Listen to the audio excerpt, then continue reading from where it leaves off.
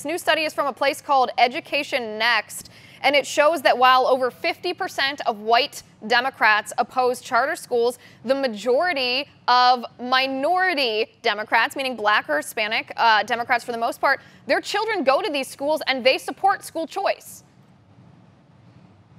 Yeah, and a lot of times the charter schools in urban areas where traditional public schools have performed badly and, more importantly to parents, sometimes are incredibly unsafe.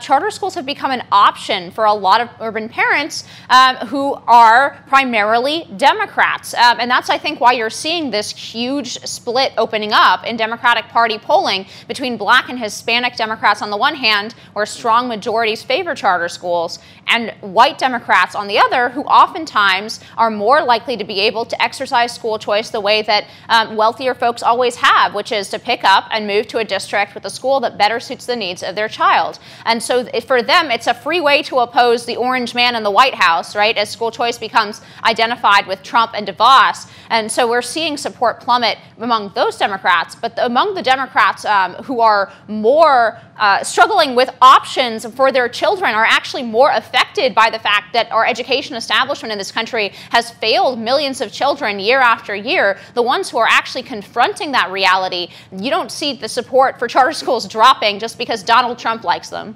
Right, and here's why it's tricky for Democrats and why this is also a good opportunity for Republicans to try to actively court these Democrats who are in favor of school choice and say, hey, you like school choice, that's what we're offering. You know, vote for us and we will be able to provide for you something that's good for you, good for your children, good for education, good for your family. Here's why it's tricky for Democrats, though, because it's not a matter of simply morphing their political agenda to match the needs of their voters. That's what you would hope would happen between elected officials and their constituents, but Democrats have one problem. They're tied to the teachers' unions. Teachers' unions give Democrats tons of money, and in return, Democrats use teachers' unions as a way to indoctrinate public school children in leftist ideology. How are they going to handle this? Because I don't see this becoming an issue where some Democrats take the side of school choice and some don't on the candidate level, because they all need the money from teachers' unions.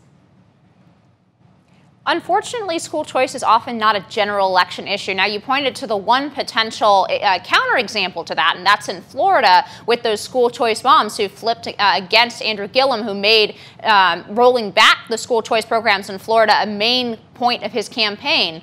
But oftentimes, this issue is not a general election issue, but it can matter in Democratic primaries. And in fact, it has mattered in Democratic primaries for mayorships all over the country. This is a frequent, actually, primary issue on the Democratic side between mayoral candidates, right? Some of them are in favor of charter schools and school choice. Some of them are against. We saw Bill de Blasio in New York coming in very strongly against charters. That is a fight within the Democratic Party.